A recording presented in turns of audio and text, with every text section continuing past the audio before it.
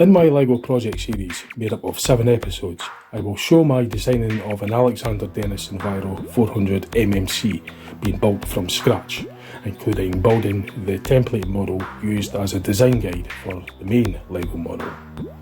Included in the episodes are footage, all of which I've taken, are footage of the real Alexander Dennis Enviro 400 MMC double-decker bus model, on which my LEGO model is based on.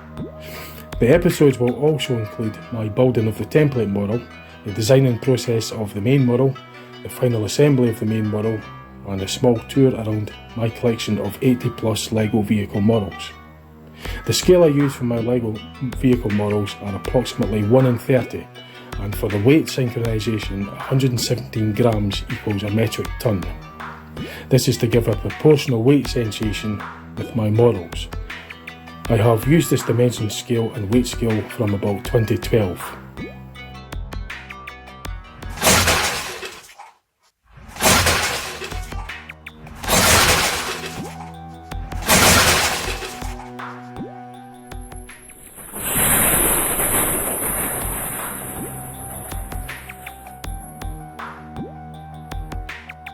Occasionally I will conduct a staged LEGO vehicle crash, which will be used as a kind of crash test assessment.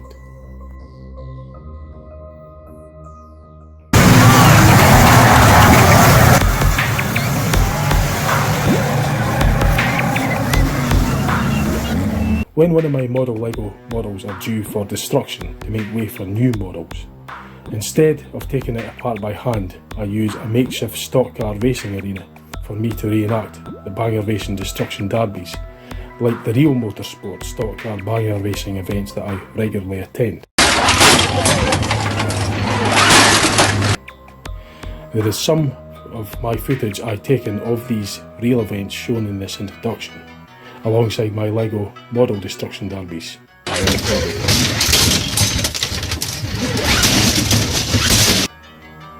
I do these for my entertainment instead of just taking it apart by hand the mundane and boring way.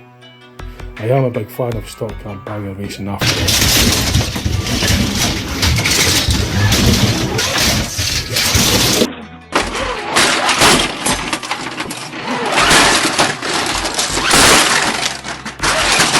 One of my LEGO models can last anything from a couple of years to well over 10 years.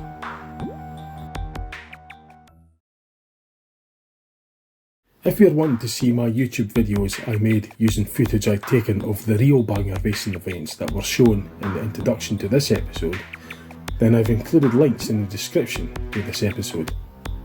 I have also included links in the description to some of my other LEGO YouTube videos I made as well. Thanks for selecting my videos, and I hope you enjoy them all. In this episode E5, you can see a tour around most of my 80 plus LEGO various vehicle models that I have built since around 2012, the beginning of this current scale and weight synchronisation scale as well. So I'll do a little bit of a sort of parade with most of my LEGO models. So in the moment I'm just giving my wee so-called jet wash with the shower to get all the dust off them, because they've been lying in the dusty environment, i.e. the bedroom. So give them a clean first of all. The ones that have been dried already, that were washed earlier. That's the car scale model based on the Granada. Full size, big car, 16 foot long, 1.5 or 6 tons, metric tons, which is not bad for a car these days, but in the earlier days that was quite heavy.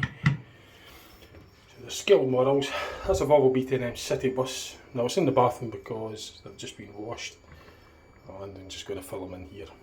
That's the underside of the Volvo B10M city bus, 10 litre mid-malt engine, ZF transmission, 5-speed, double fuel tanks at the back, being a city bus Volvo B10M. It's based off the B10M coach, but it's just city bus spec. Full airbag suspension front and rear, prop shaft going to back diff. All representatives for that. Cooling fan, etc. arrangements, double radiator at the front overhang, and lots of auxiliary components, and also an exhaust system representative there as well. So I'm not going to go through all the models, but they all have intricate details. So I'll just go through a briefing and showing you what they look like on the exterior. Same scale and weight synchronisation as before. 117 grams equals a metric ton. It's a 1 in 30 scale, as close as you can with Lego limitations. Box type transit van, 3.5 ton max, unleaded. Like I say, I don't give a damn about the colour or the labels that are on the Lego, it's just what's available. So I just happened to say police. I was limited for Lego at the time of build, so I used whatever was available. I'll get them out and I'll show you a lot closer details of those in a minute. In fact, I'll show you something before that. You hear on the banister upstairs some of the other models I've got. It's a warm day, by the way, so I'm not a breath. It's about 25, 26 degrees outside. It's quite clammy in here, so I'm kind of puffing and puffing a bit. It's hot. Anyway, it's warm day. Based off of Alexander, RV type bodywork, Volvo Elsa chassis. Black seats that resemble the dark brown seats that Tayside had. Engine at the front overhang.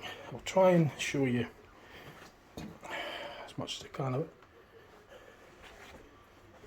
in the time that I've got. That one there's a box tuck, double axle, 18 ton gross design.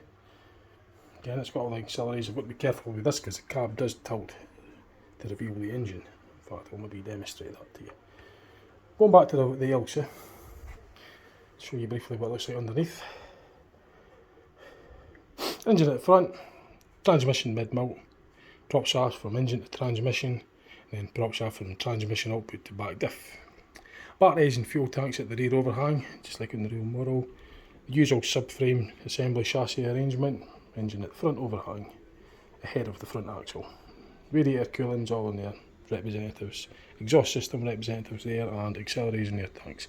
Being a more basic model, 1970s Volvo Elsa was less of a sophisticated, complicated model as modern day buses. They were old school design and built to last, built solid, simple design, tough, rugged design. This has got the leaf spring suspension representatives in here. Although the later Elsas Mark III's had air sac suspensions on the rear axle, the rear drive axle. However, the front steering axle remained leaf spring. Going by the boxed lorry, double axle, the cab tilts forward to reveal the engine and transmission, which is in there. The ballast on this wasn't required. Oh no, tell a lie. If I remember right, there's a wee bit of a compartment there that had ballast to synchronise the weight. To get the weight up to 8.5 metric tonnes, equivalent sense. So 117 grams times 8.5 is the grammage weight of that. The bus being 9,762 kilograms, the real life model. Comes in at 1143 grams.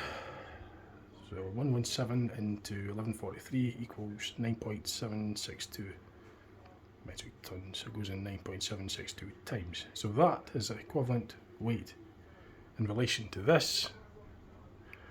That's that much heavier. So in real life that would be 8.5 tonne, in real life that would be 9.7 tonne. So the weight difference in proportion is the same. I've synchronised the weight. Tailgate opens as well. I don't really want to spend too long, too much, but there is things in there. Open space in there. The driver cab tilts. Now I'll show you. I think I showed you the underside on that. Yeah, I did. Batteries on the offside rear, the rear side rear overhang. Battery representative, prop shaft representatives under there. Front axle, rear axle, suspension, airbag type on this model, used by this Lego's representative. It's under AV type bodywork. I've introduced this here, brought this here. Mark 1 Volvo Elsa chassis with Alexander AV type bodywork. And the representatives for this, same layout. Engine at the front, overhang. Prop shaft representatives, mid-mount transmission, SCG type. Now what was that noise? I'm going to have to stop. I heard something going on there, it's very windy. I don't know if that's the window, I'll just check. Yeah, I've got the window open. It's very windy outside as well, so it's blowing stuff around in the room. Where was I? Yeah, mid-mount transmission, SCG, self-changing gears, Leyland based model of gearbox. Hamworthy rear axle, Hamworthy rear axle, drum centre reduction axle, rear drive axle. Drop centre for a low floor, double reduction axle, so it reduces the speed again and increasing the torque accordingly, twice.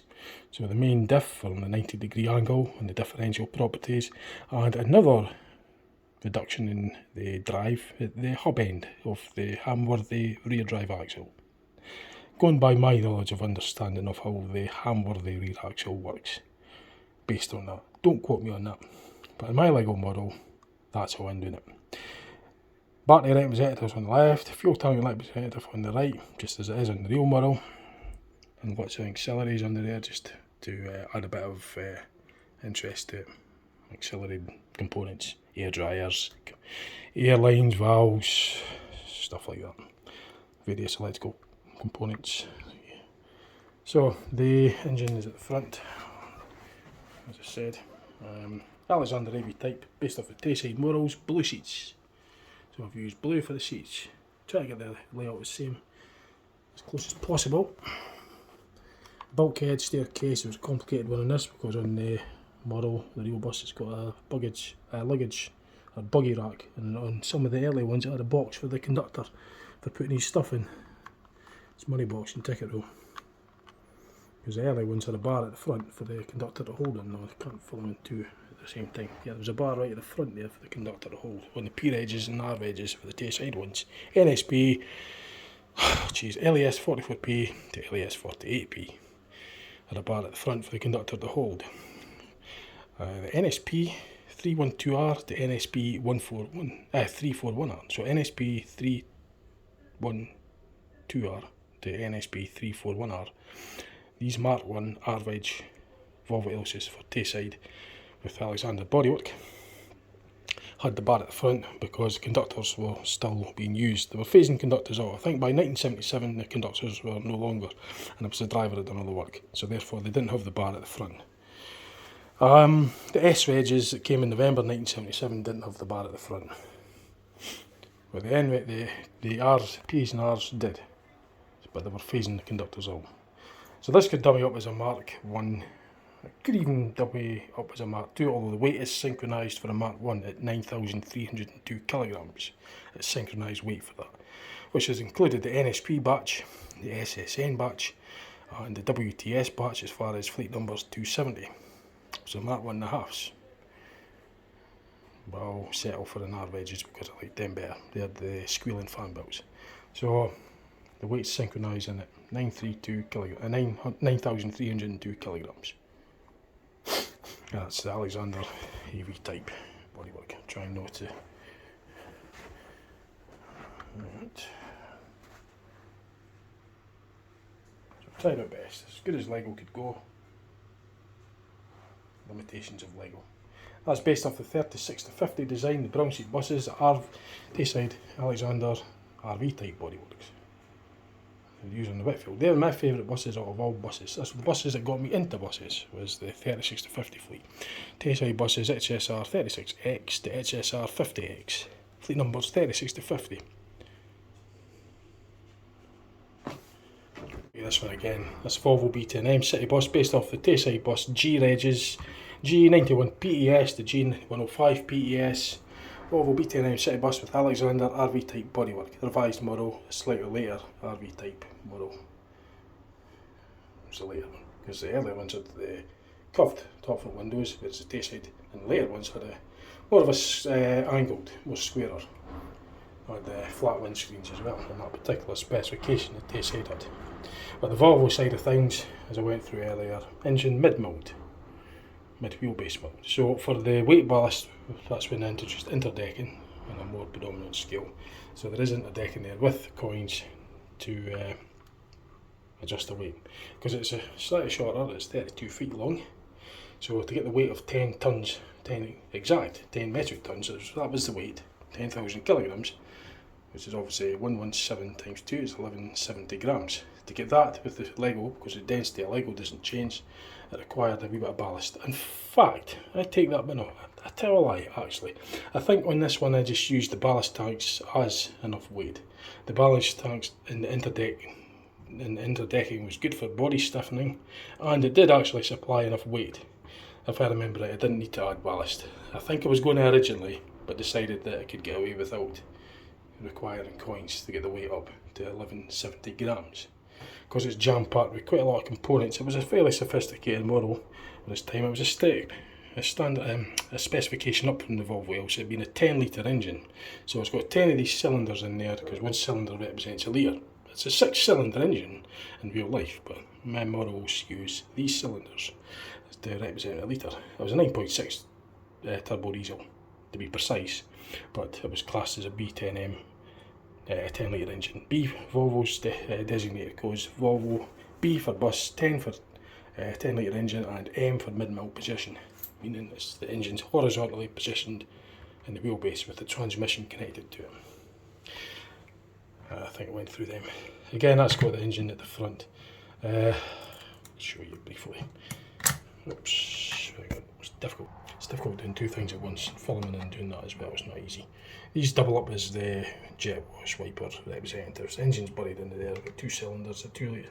I used some flats to get it as a 2.2, I think, or a 2.5 litre. So the flat single dots were used, like that represented half litres.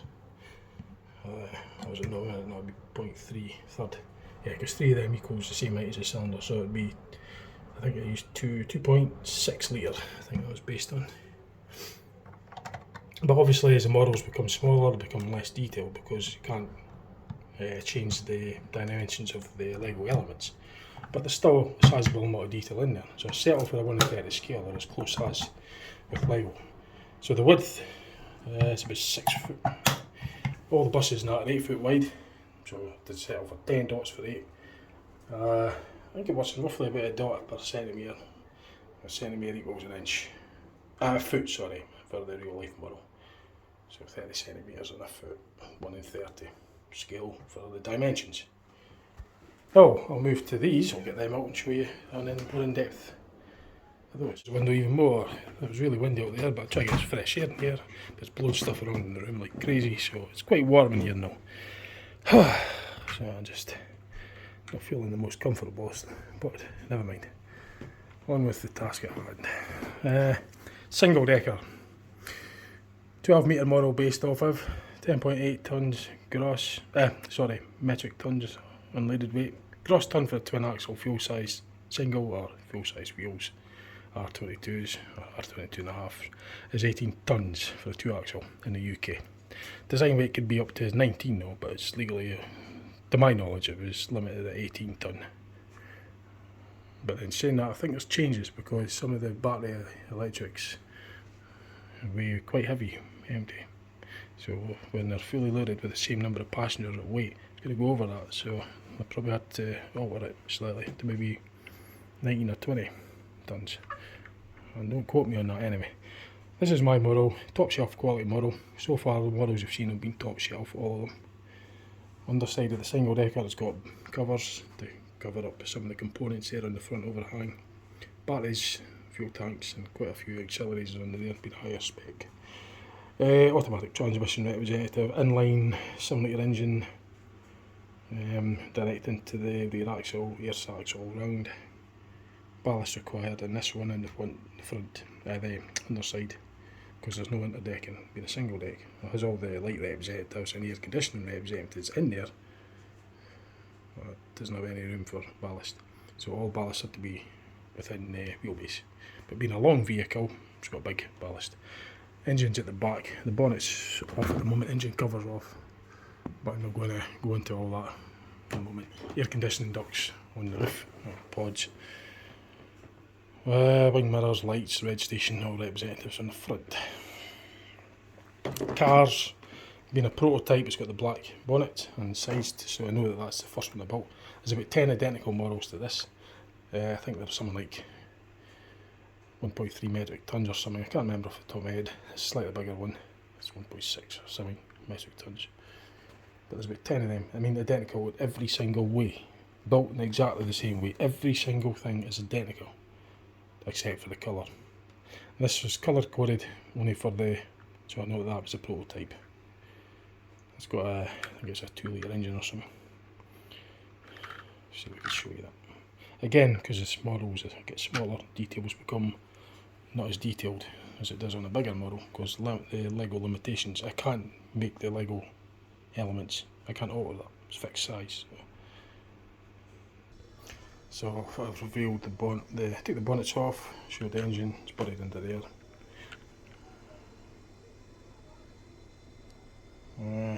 Slightly bigger car, bigger engine, a bit more under the bonnet.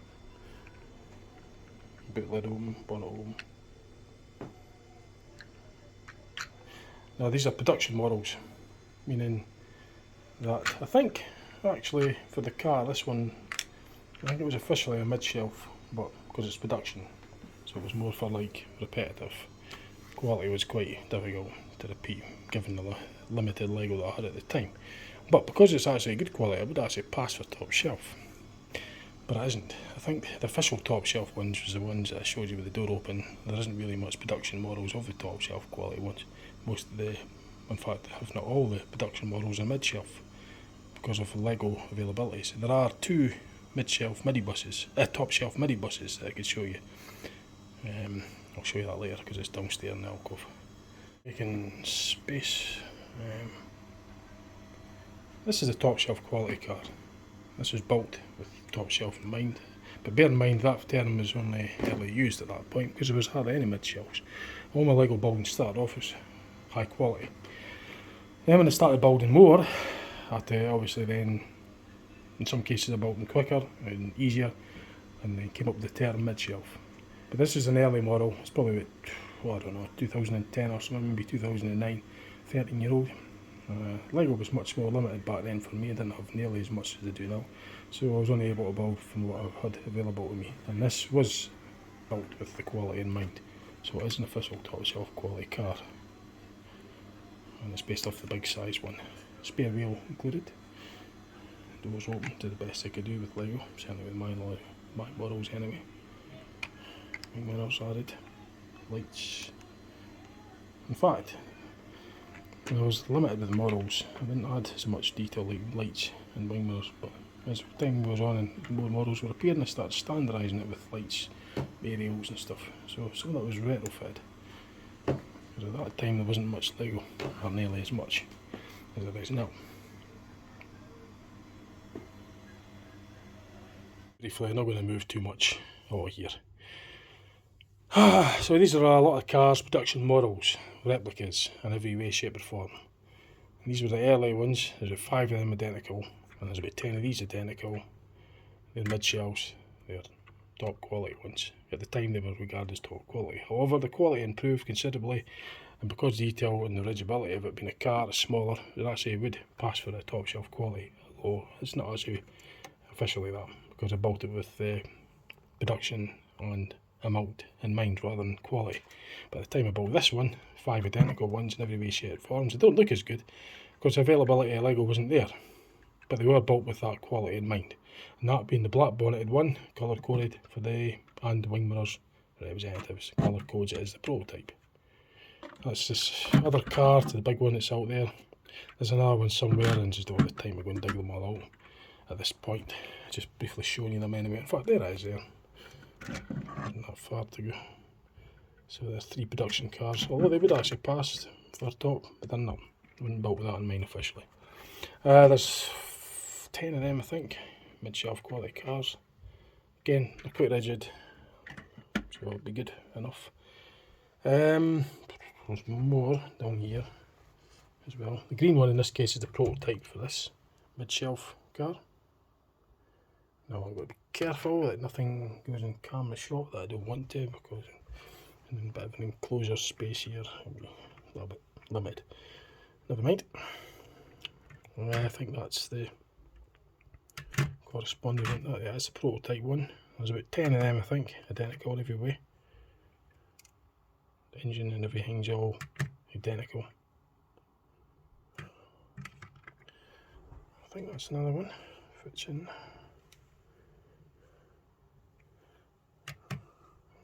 Let's see if we can lift the bonnet off for you. So that's 3 of them with the bonnets open. Now, like I say, the colours don't mean anything, except for being the prototype. I made a point of having a green roof bonnet and boot for the prototype. But everything else, colours, forget the colours, doesn't matter. It's the type of Lego that counts. And the techniques I use, 99% of it's identical. And that's just that's just 3 of them that I've showed you there. There's about 10 of them of that model, that particular one that I'm demonstrating. Even the bonnets are the same. Everything. Seats, everything. Car, different one. The black one again, it's a prototype, there's about 5 of them I think. I've got them all written down anyway. I've got the register that has all the dates when they were built, type, model, specifications, a lot. With a big Arctic there, I'll demonstrate that in a minute. I'll show you the rest of the Arctics and stuff that was in the bath and getting showered, cleaning all the dust off it, jet washed. I'll go and bring them out and show you them. So I've given you a bit of an insight of these, the cars, the stuff downstairs that I've yet to show you. Show you that later. Car engines, by the way, on the other side I didn't show you that. So for this model, slightly bigger, beefier type, heavier. I think it was based on a chunkier model. Can't remember the unleaded weight. I get them on the scales, I'll tell you in no time. Besides, it's written down anyway. Just can't remember them off the top of my head because I bought them throughout a 10-year period. So there's lots of models. Off the top of my head, I can't remember, but as I say, I've got a record of them all. I've got a register for all of them. Just to dumb down, this one's a bit dusty, but the boot's the same on this as it is to the others. So just a wee demonstration. Worth mentioning about the 5 foot lot of the cars that resemble the 5 foot wide. Well, actually the car is about 5 and a bit foot, but for the Lego I've had to restrict it to that, or either that or 6 foot. Being 5 foot, it's an odd number, which poses a lot of complications for the symmetricalness of it. So it was quite complicated and awkward, rather. Whereas an even number, a 6 foot wide, the symmetricalness of it was much easier to handle. All these big models are based on the 8 foot wide, so it's symmetrical, it's an even number, and it's nice and easy to build. 5 foot for some cars, some of the bigger luxury cars are 6 foot wide, like that one there. That was easier to build, and the Transit vans and vans and that are 6 foot as well.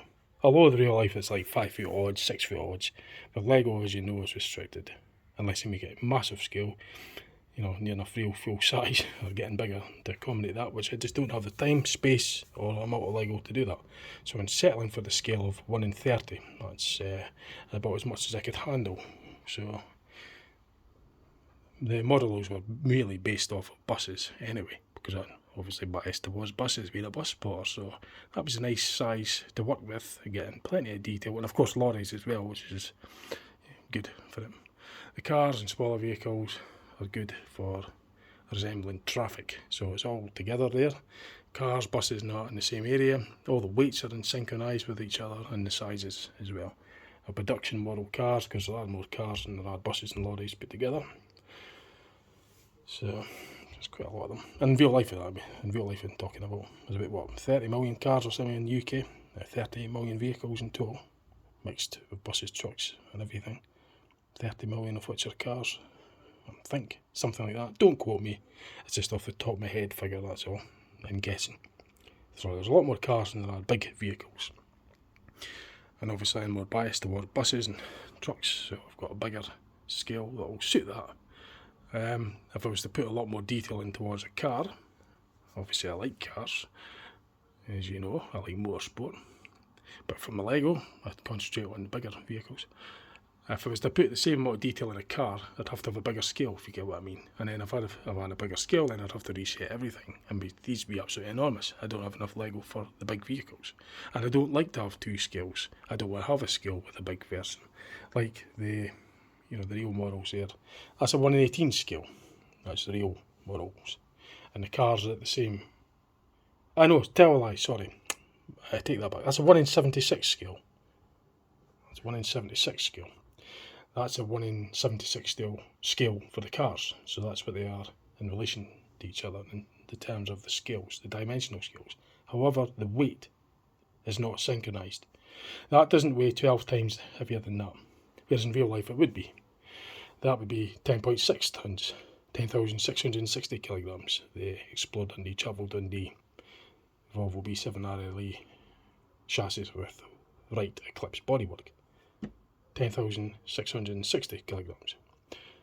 This is as based loosely as the Geminis that we had. It's not a Travel Dundee one, but they look similar. 12,280 kilograms unleaded weight for the 1 in 18 fleet. The 06 plates that came up from Birmingham was slightly newer. They're 12,335 kilograms. So that would, you know, but these models don't have that synchronisation. There's no that sort of, you know, that's actually feeling lighter than that. So the sensation for the weight is not there in these models. Whereas on mine, you pick up any of them, the weight sensations are the same, identical. That's how heavy that would weigh, a car weighing 1.4 tonne, I think it is. And then when I lift this, which is based on a 15.5 tonne truck, it'll weigh 15, you know, that more times heavier than that car. So the weight sensation's there as well as the aesthetics, the visual effect, by looking at it in terms of size. So moving on, I'll show you the Arctics. Right, oh gosh, it's so hot. It's just warm. That's the Arctic, box type, triaxle. And the trailer, triaxle unit, 44 tonne gross, empty weight 15 tonnes, 15.5. Arctic tipper.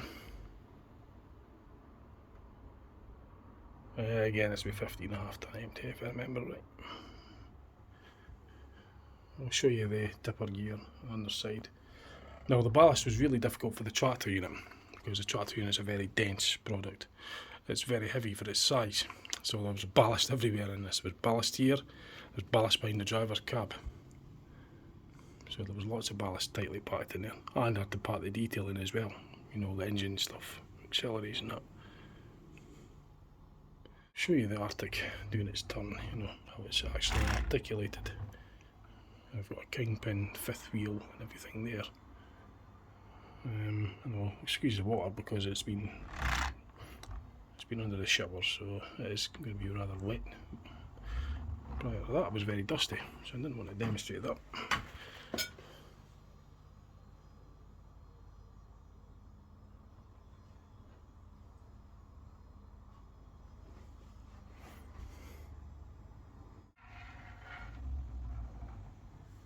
So I'll reverse this one back for now.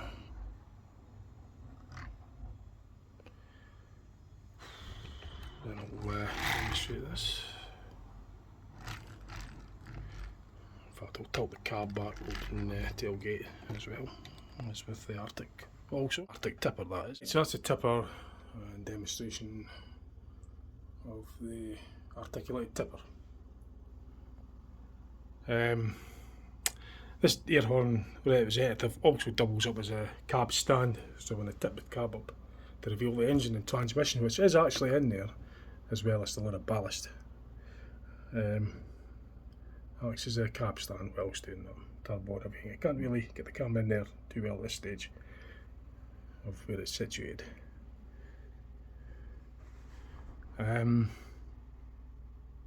The box truck tailgate is open.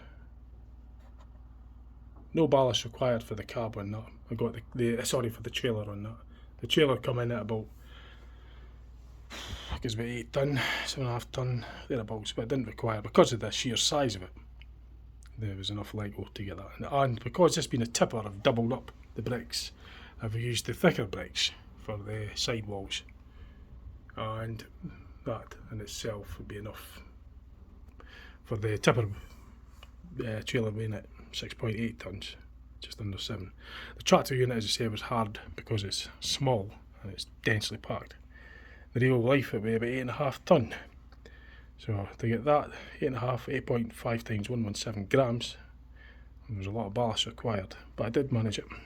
That's about the third generation or second generation tipper that I've done. I'd have to check the register for it to find out for sure, but certainly that's another version of the box truck to improve as time goes on, because I've got better practice and more Lego availabilities.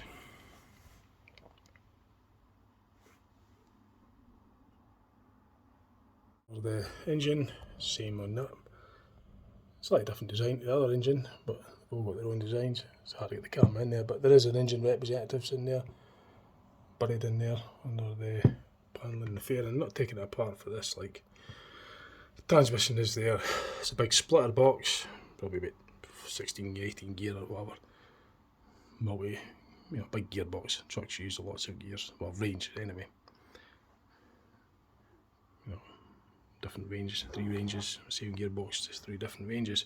Multiply the range, so many gears, 18 speed, 6 speed box, with 3 range, 18 gears. High, low and medium. So the representatives are there. Single, well, it's a double axle, although you do get double drive axles, but these are just based on single drive. And tandem axle, or you could have an intermittent axle and outside drive axle. Spare wheels as well is included. So I've got more, I'll show you more in a minute. There at the top, that air horn sort of representative does double up as a stand for the cab. It's on hinges, as you know, same with the other one. I just put that one down, and that does have the tipper gear hinges as well. So I've put this component which doubles up as the ram, the hydraulic ram that the tipper tips uses to lift the tipper up. Hydraulic ram representative. Then you've got the Suzy line representatives as well, and various other stuff. So in there, I'll show you the tractor unit on its own. So like the real life Arctics, it's got landing gear as well for the tipper trailer. Tractor unit, it's quite well thought. Well, but this way, I put a lot of thought into it, that I could safely say. It takes me hours to build these, by the way. Something like over a period of weeks, because I'm doing it, a bit at a time after my shift and stuff, when I've got free time. So hours and hours going to each of the models.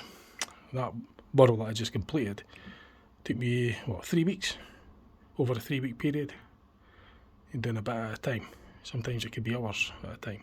So overall, it could be maybe, from design to finish, some of these models could be 24 hours even. Hours if you add all the hours up. In fact, I done a log list on one of them. I'd have to look it up. But it did tally up about, 24 hours or something. It was a sizable amount of hours. It was a ridiculous amount. But I was doing a wee bit at a time. So that was from designing it to building it. It was harder designing the early ones because I spent more time looking for the component parts that I needed. But because now I've got more readily available, I tend to make the designs more sophisticated, which adds, I just utilise the time doing that instead. More enjoyment because I build more in it. So driver cab, aircon, and representatives, all the above overhead cab stuff. The back of the seat would have been the driver's living compartment. Well, this doubles up as ballast for the coins, and all this, which would be plates on some of them for the driver to stand on. The fifth wheel there as well. That's the air tank, the fuel tanks and exhaust. All this is all covered with ballast tanks, and there is actually transmission representatives buried in there as well. I'll show you if I could. Well, you won't see it because it is buried, but you'll see a bit more of the engine, at least the top of the engine and the radiator. And there is actually a trunk in there for the engine to go over, and the big turbo on the top, turbo representative. And it's about 8.5 tons. So that is actually heavier than the trailer because of ballast up, like in real life. Save battery. And it's just the same with the other one as well. So it's got the landing gear for the box trailer. It's coming up. So yeah, tractor unit, slightly older than the other one.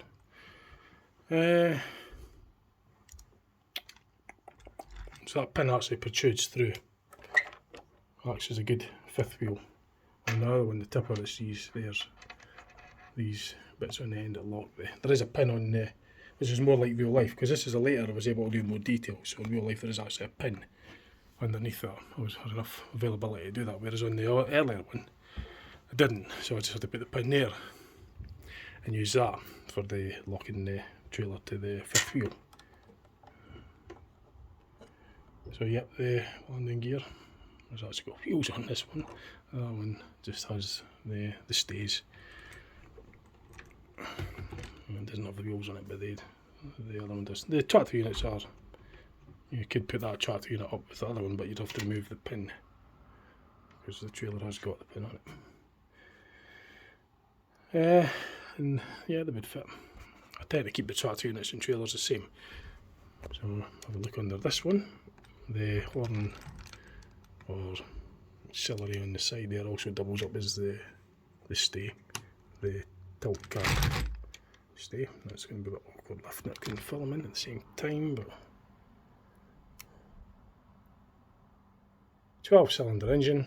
You can see the sides there. It doesn't have that type of rocker cover, but there's probably another two that in there somewhere. It's based off a 12-cylinder. I think this one's 12 litre engine. Maybe it could have been a 10 litre. I'll have to look back at the records. I know that certainly one of them is 12 litres. Again, years when I bought that one. 2015 maybe, can't remember, but it's written down. The trailers and unit don't intermix in this case because the clearances are different. So putting the box one on this tractor, the tipper one, didn't like it because of the way I've positioned things, certain things. I'd have to be adjusted on the trailer. No, I didn't design it with that in mind. It was designed to keep its original. They were built at the same time. I can't remember if the generations before that were interchangeable. I'd have to think about that. But at this stage I'm not thinking about that. At this stage I'm just doing a demo and showing you this. So I'm concentrating on this at the moment. So off the top of my head I can't remember. But certainly these don't intermix. I've got a mid-shelf tipper as well. I could show you that. That's downstairs. I'll show you that later.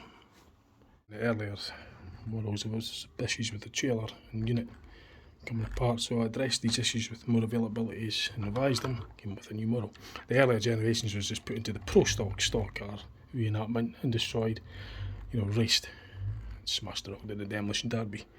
Got a few heats and meetings out of it, so to speak. Repaired them up, just like the way they do in real life, just slapdash repair, get them back on track to do it again. And I've recorded some of that. Anyway, I'll move on to the next models briefly.